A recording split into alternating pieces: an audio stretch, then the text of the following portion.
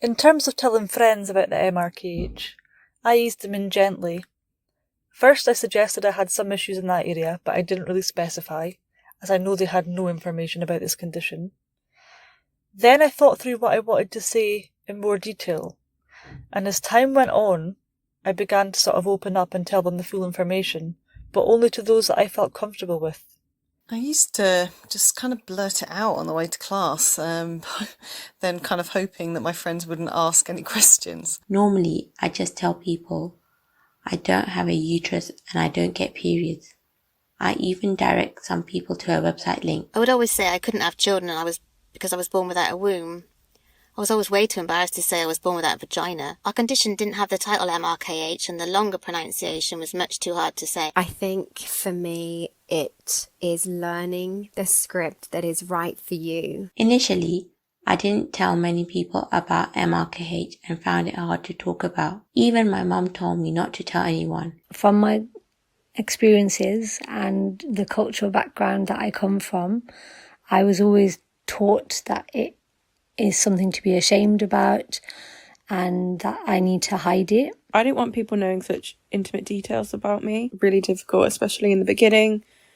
I really just couldn't face telling people because I think I was embarrassed about it. I found it really difficult to talk to friends and family about MRKH just because I find that it's hard for them to understand what it's like and what you're going through. Telling my friends my age was pretty easy as they didn't really understand why I was so upset, so I didn't cry or show any feelings towards it. Since I've got older, I find it much easier to talk and tell people. But over time it has got easier to talk to people about it. With partners, I found it was better to be upfront in the beginning. If they don't want you for you anyway, they don't deserve you. And I said to him, I don't have a womb, I was born this way.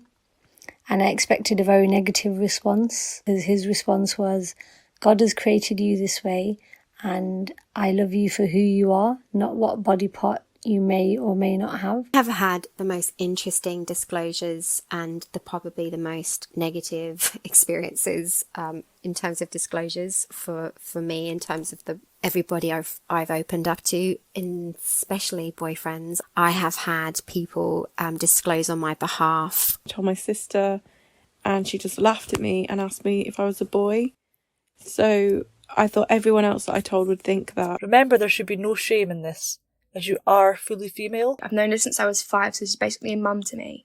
I said, I need to tell you something, and I kind of just came out with it. I had a hold of her hand but couldn't look her in the eye. Once I raised my eyeline to hers, I could see her eyes were red, she was crying, devastated for me, and all I could say was, don't worry, I'm fine with it. I used to really get myself worked up to tell someone, and then it would be absolutely fine, and I wondered what I ever really worried about, but I was so relieved to share it. Generally, I've received very positive and supportive responses. I even shared my story at the mosque once. The more I share, the more empowered I feel. I've always felt it's a part of me, and so I've always wanted people to know. It's knowing that you don't need to share it like a doctor would in a clinical setting, and you don't always need to share all of it. It really is, why am I disclosing to that person? What is it they need to know? What is it I want them to know? And do I feel safe? Am I feeling safe with this person?